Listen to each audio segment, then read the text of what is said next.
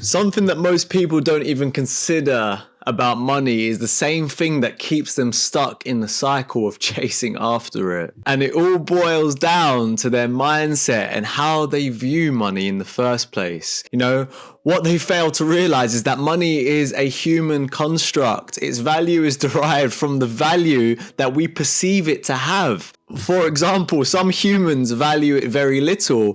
Quite often you can associate these phrases with these types of people. Words or phrases such as money is the root of all evil, or people with money or who want money are greedy, money doesn't make you happy, and if you care about money, you're stuck in the matrix or you're not spiritual. What do these phrases all have in common? They are all blockers to the flow of money into your life. So you see, at some point, I can imagine you've said at least one of these things. Let's be honest, we all have. Usually money doesn't make you happy, or money is the root of all evil, are the common two. But do you really think that these statements are true? The truth is, it doesn't matter if it's true or not. What matters is if you believe it to be true. What your conscious mind thinks repetitively becomes a belief in your subconscious mind. If you believe that money is the root of all evil, well, it will be, and you wouldn't want more of it, would you? If you believe that money doesn't make you happy, then it won't. But why is that such a bad thing? Like, let's actually think about it. Why can't money make you happy?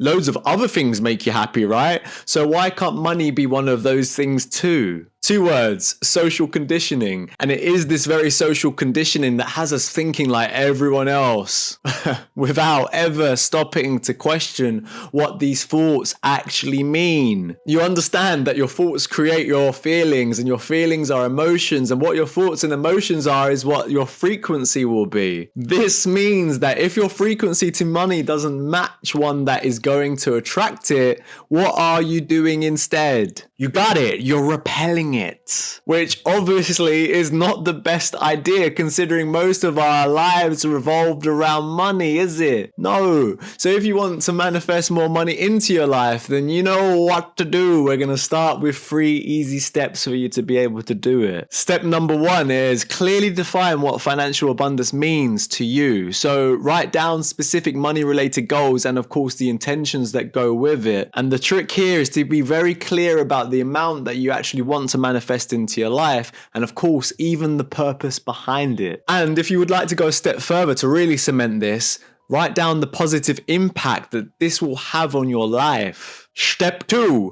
Shift your mindset to align with the abundance and the prosperity. So to do this, simply practice gratitude for the money that you currently have. Yes, that means the money in your bank account, the money in your pocket, and the money down the sofa. All the money that you currently have, even if it's not enough, start being grateful for it. At least you have something, right? How can the universe give you more of something if you're not grateful for what you already have? Just think about it for just 1 second. Be grateful. Also, what you're going to do is affirm positive statements about money, such as I am open to receiving abundance, or money flows into my life effortlessly from all directions. That's one of my personal favorites. Begin to visualize and feel the emotions associated with achieving your financial goals, and eventually your financial goals will take form. Step 3 is align your actions with your financial goals and intention. So break down your financial goals into actionable steps, create a plan and take consistent, inspired action towards manifesting your desired abundance. This could involve exploring new income streams, saving diligently, investing wisely, or pursuing opportunities aligned with your financial objectives. Got it? Great. So let's talk about what money is really worth. That word, money, money, money, money, money. Our lives literally revolve around it, although many will tell you that it doesn't. It does. If you don't have money, what happens?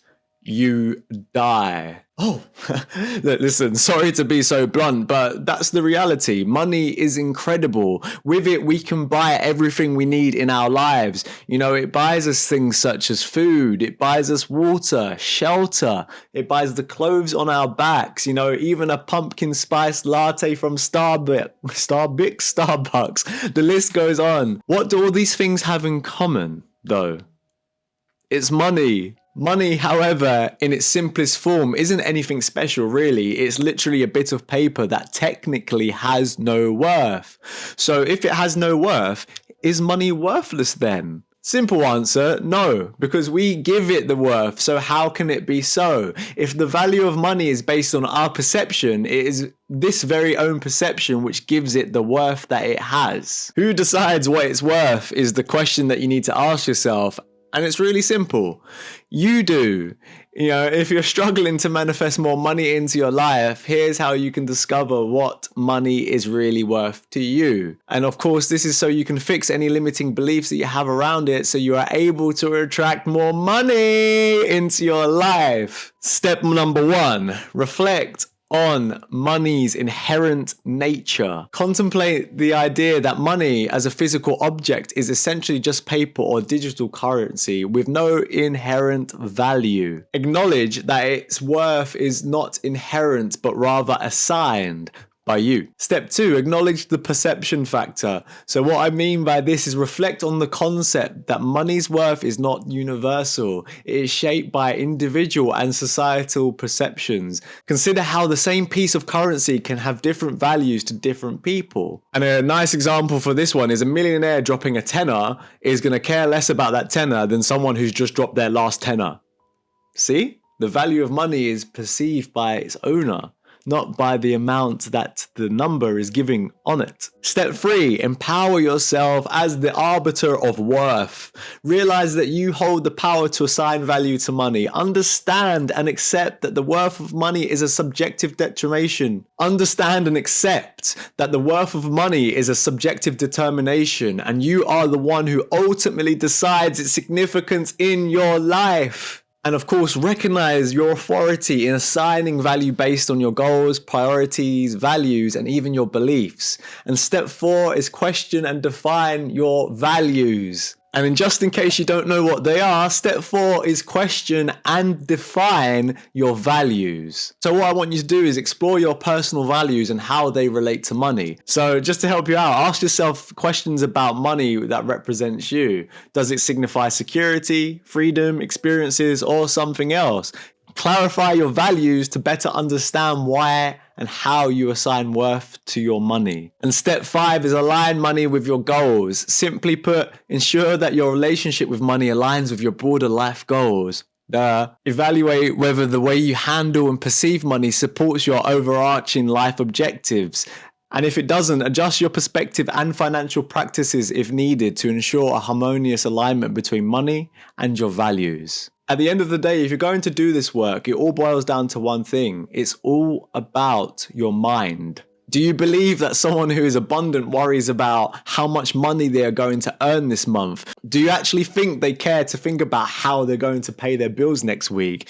Do you think they stress at work adding up the hours they've worked so that they can figure out how much money they're going to have coming in? I know I don't need to answer this one for you, but of course they don't.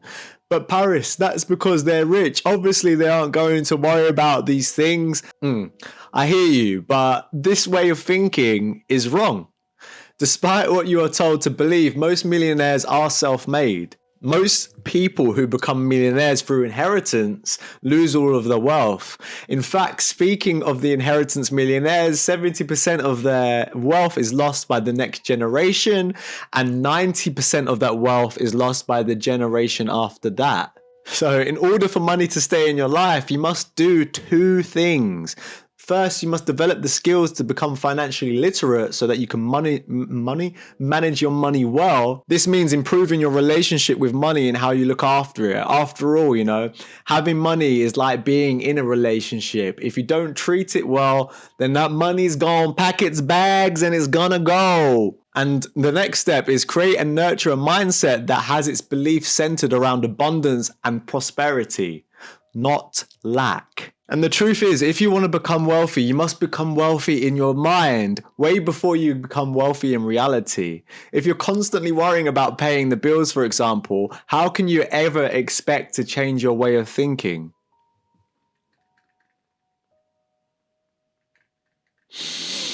If you're constantly worrying about paying the bills, for example, how can you ever expect to change your situation with this way of thinking? The problem is our experience and therefore our programming centered around money is usually negative. We are taught to believe that we must work hard for money and we must only work hard to be able to get it. Our parents were telling us we couldn't afford that if we asked for something. They were always arguing about never having enough. Your job pays you, but you never have anything left at the end of the month. You look on social media and people are flexing a lifestyle that you believe you'll never attain. Well, it's no wonder you think the way you do about money. Society by design has made you think this way, and of course, until now, you haven't been shown that there's actually a better way to think. And with that being said, it's time to expose the lie. The question is, how do 70% of inheritance millionaires lose their wealth by the next generation? And it's 90% the generation after that. It doesn't quite make sense, does it? I thought rich people were just rich. They were born that way. And you see, this is the lie that they tell you so that you believe that you will never be rich because you were not born it. And as a matter of fact, the world doesn't work like that, I'm afraid. And I'm here to tell you that this is propaganda that you've been programmed to believe, so you think that becoming rich yourself is unattainable. If you want to be rich, you have to be born it. Oh, you wasn't? Oh, that's a shame. I guess you can try again in another lifetime. The thing is, given the percentages that I've just given you, being born rich statistically, for keeping your wealth is one of the worst things that can actually happen to you. If you're the first generation rich, you only have 30% chance of keeping it. And then the generation after that, you have a 10% chance of keeping your wealth. Okay, yeah, you've got a fighting chance, but the odds most definitely aren't in your favor. You know who else has a really high percentage of losing their wealth? Lottery winners. 90% of lottery winners lose all of their wealth within 5 years and are usually worse off than they were before, which is absolutely astonishing really if you think about it. But the question is, after telling you that, would you still like to win the lottery? You're a great student, so I know that you're already thinking about what's going on here. So let's do this one together, yeah? So what the lottery winners and the inheritance millionaires both have in common is this: their energetic frequency to money doesn't align with the amount of money they receive. You see, most people think that money will cure their problems, but the problem is money isn't the problem. They are. It doesn't matter how much money you give to someone. If they're not aligned to that amount, they will inevitably squander it all until they're back to where they feel comfortable with. Having that amount of money would ironically feel unsafe to them, and they will stop at nothing subconsciously to get rid of it all so that they can what? So that they can feel safe again. Uh-oh, here he comes again. Listen, your thoughts and your feelings shape your reality. True wealth is not measured by the weight of coins in your pocket, but by the richness of ideas in your mind. Money is a means, not the end. The true treasures lie in the thoughts that shape your world. Enrich your mind, and you'll find that the wealth it creates extends far beyond the boundaries of material riches. The mind is the ultimate alchemist, turning thoughts into the gold of a rich and fulfilling life. You're here for greatness. You are not just put here to live in poverty. You just accept that this is how life is. You didn't come here to suffer, yet for some reason you choose to. You didn't come here to play it small, but here you are not living a fulfilling life. Why? I'll tell you why. The reason why is because you're listening to those thoughts in your head that are telling you things such as it's impossible for you to be able to become wealthy. No one in my family is. I grew up poor. I'm not smart enough, therefore I can't do it. It's too hard. Oh, I don't know how to be wealthy. Maybe in another lifetime. Not everyone is meant to be a millionaire. Personal favorite. I could go on, but listen, if you're receiving this message, it means you needed to hear it today. Your thoughts do not define you. Those thoughts in your head are not you. They are not true, and they do not belong there. Those feelings you have about yourself, you can change. Those ways of doing things that haven't been igniting your soul, guess what? They can be released. You are fucking incredible. Why do you think otherwise? Do me a bloody favor and actually just stop doing what you're doing for a second. And just have a moment to just realize, like just actually realize how incredible, how amazing, how unbelievable you are. Realize the power that lies dormant within inside you that you've let out and you've showed the world just a piece of. Well, why don't you just let that flow? Why don't you just step into you? Why don't you just show them how powerful you can be? Why are you holding yourself back? Why are you making yourself feel small so that others can shine? Why do you not shine so that they can see your light and follow? It's time to stop fucking around. I don't know who or what taught you to believe that you're not worthy of living out your dreams, but I'm telling you to let go because you most definitely are. Like, put it into perspective. You've overcome every single obstacle that life has ever thrown at you so far. What makes you think that you're incapable of handling the next thing that you come across? All right, yeah, that makes sense. Exactly. And you know what? You see your dreams over there? Yeah, over there. Go after them and never ever look back. Me and your future self are already cheering you on. You have absolutely nothing to lose, but you do have everything to gain. The choice is yours. You got this. And once you embark on this path, what can you expect your life to look like after you fix your mindset? So, you've realized that the way you think about money isn't right and you want to solve that problem so you can manifest more money into your life, but you don't know how. Well, I got you. Solving this one problem is realizing that money is nothing without you. You are the one that gives it value. You are the one that uses it. You're the one that decides what it can be used for. Money is simply paper. If it isn't given a command, realizing you're wealthy without it is freeing. Money is simply paper if it isn't given a command. Realizing you're wealthy without it is freeing because once you do this, the money will naturally come. Remember, energy flows where attention goes, right? A life without limits awaits you if you are brave enough to accept this truth and use your mind to create even more wealth.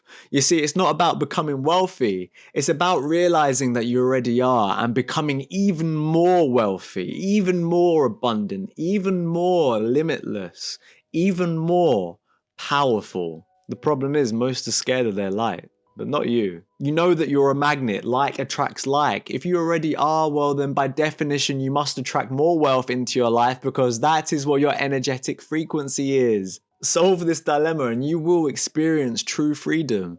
That is time, location, and financial. The ability to see your friends and family whenever you want. The ability to see the world. The ability to have a day off if you like and not have to worry about it. The ability to not have money as a stress in your life, feeling fulfilled and living a life of true purpose. Isn't that what we all want at the end of the day? Oh, it is. Well, if so, this one is for you. I'm going to give you 5 simple steps that you can take right now that will rewire your money matrix, aka your subconscious programming around money, so that you can be in alignment with wealth and abundance. So what we're going to start with is I want you to define your wealth beliefs. This means understand your current beliefs about wealth. Write down what wealth means to you. Explore your beliefs about money, success, and of course fulfillment. Then you're going to identify your current riches, acknowledge the wealth already present in your life, list all the ways in which you are already wealthy, aka abundant, considering aspects beyond financial, such as your relationships, your health, the skills you've acquired, and even the experiences that you've had. Next, you're going to practice a daily recognition ritual, which goes like this. Integrate a daily practice to reinforce your existing wealth. Start each day by recognizing and counting your current instances of wealth, whether it's gratitude journaling or a moment of reflection. Consistently remind yourself of the richness that you already possess.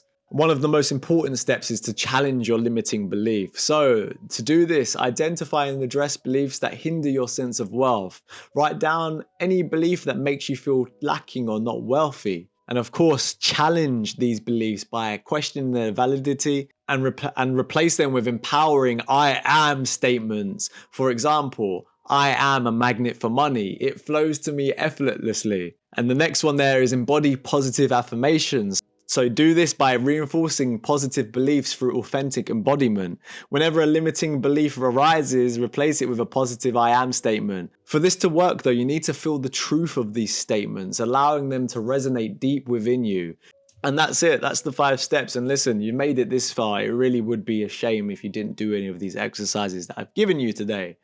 Really, this isn't for me, this is for you. It's no good just listening to what I'm saying. Please take action and do what I've given you. I promise your life will change because of it. Do or don't, it's up to you. I'd love it if you do, but I can't make you. But if you listen to this, this is your message. You got this. And yeah, don't worry, don't panic. I don't expect you to do all of them right away, but I do recommend that you make some time as soon as possible, if you do want to reprogram and think yourself to wealth. Oh, I like that. Think yourself to wealth. Maybe a title for the next one. Listen, the ideas are simple. What is most important is repetition. Excuse the fireworks that are going off currently. You can't just say, I am wealthy and it's done. Remember, you have years, if not decades of programming to rewire. This shit takes time. If you don't bake these practices into your daily life, your mind will most certainly stay the same. It's just the way it is. The choice to take action, as always, is yours. I can give you the tools, but I can't make you use them. Please do. And, I want you to become the best abundant version of yourself. Despite how much I want that for you, you have to want it too. The thing about wealth is, to become wealthy, it has to be an inside job.